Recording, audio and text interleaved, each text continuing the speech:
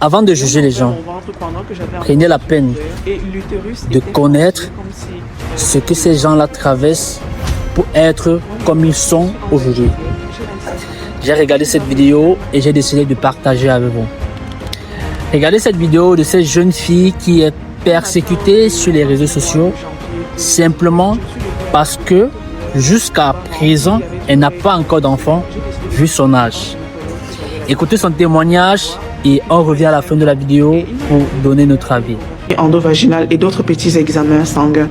Chose qui a été faite et suite à ça, il me dit qu'il faut qu'on m'opère d'urgence parce que j'ai des kystes ovariens qui vont éclater et d'autre part il me parle de grossesse extra-utérine. Il a également convaincu ma mère qu'il fallait absolument qu'on m'opère, sinon si ça éclatait je risquais de perdre ma vie. Je ne comprends pas exactement quand on me parle de grossesse extra-utérine, encore que je n'avais que 19 ans à cette époque et j'étais élève. J'avais un petit copain qui était gendarme, donc lorsque lui aussi il entend ça, il a eu peur, il est stressé parce que on avait une vie sexuellement active, chacun vivait de son côté, moi chez mes parents. On accepte l'opération et j'entre au bloc le 1er février 2018. Je n'avais jamais subi une opération, donc je me suis juste laissé aller par le médecin qui m'avait rassuré que tout allait bien se passer. Déjà au bloc, j'ai été choquée par le fait que j'ai subi 10 injections sur le ventre.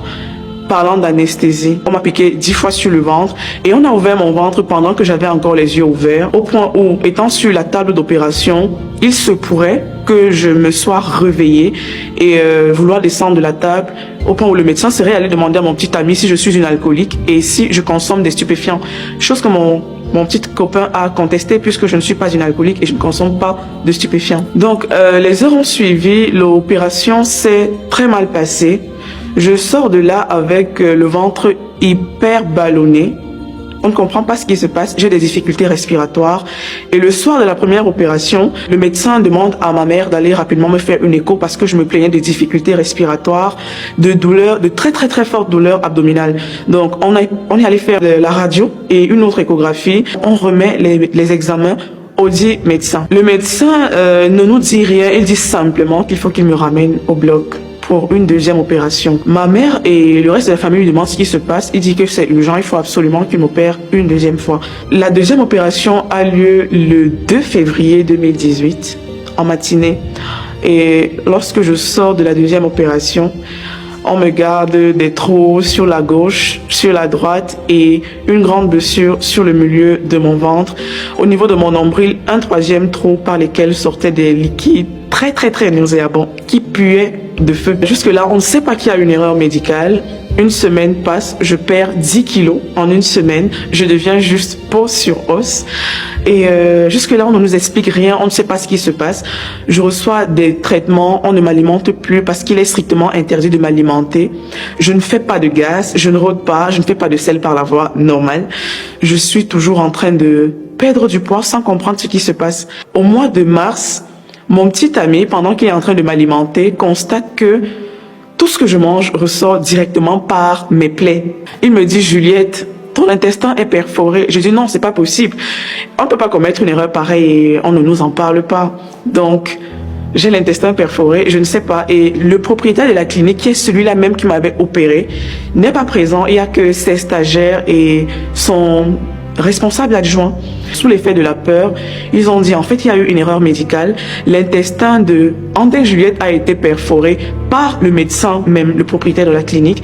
Et il a été dit qu'on ne vous dise rien parce qu'il envisage opérer André Juliette une troisième fois dans le but d'aller coudre l'intestin perforé. Chose qui n'était plus sa spécialité. En ce moment, je ne suis même pas prête à subir la troisième opération parce que j'avais peur. Je me retrouvais déjà avec l'intestin perforé, j'avais des liquides qui coulaient à travers toutes mes blessures. J'avais peur de subir une troisième opération et j'étais catégorique là-dessus. J'avais dit non, je n'avais plus confiance en lui et je souhaitais juste être prise en charge par un spécialiste. Un matin, je me lève avec l'incapacité à respirer, de fortes douleurs abdominales. Pas de gaz, pas d'euro, pas de sel toujours.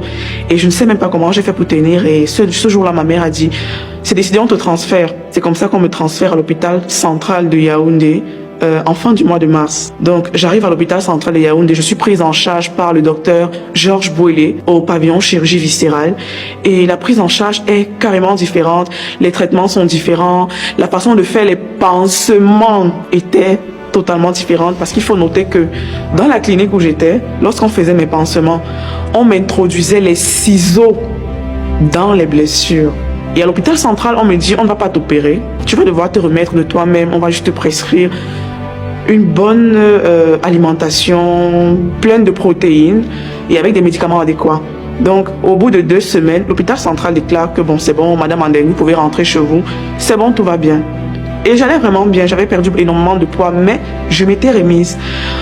Sauf que 2 semaines après que je sois sortie de l'hôpital central, je me lève avec le ventre très gros du côté gauche, difficultés respiratoires et de fortes douleurs. Le chirurgien a décidé que mon cas était très urgent. Il m'a juste palpé et il m'a dit, je voulais pas t'opérer, mais là, il faut absolument qu'on t'opère, sinon, je ne sais pas si tu vas arriver à vendredi. Donc, il m'opère et d'après ce qu'il a vu, mes intestins se sont collés les uns contre les autres autour d'une masse. L'intestin perforé que j'avais vu avait été appelé fistule entérocutanée. Et la 3e opération, on parlait d'occlusion intestinale. Lors de l'opération de l'occlusion intestinale, il a été trouvé dans mon ventre que mon utérus était dans mon dos et l'utérus était fendillé comme si des coups de lame avaient été passés dessus. Donc le docteur Georges Bouélé a essayé de tout remettre en place à son niveau. Il a réparé tous les dégâts qu'il avait trouvés qui avaient été causés par la clinique qui m'a opéré les 2 premières fois. Et suite à ça, il m'a dit, cherche à rencontrer une gynécologue parce que ce que j'ai trouvé dans ton ventre était très grave et je crains le pire pour le côté fertilité.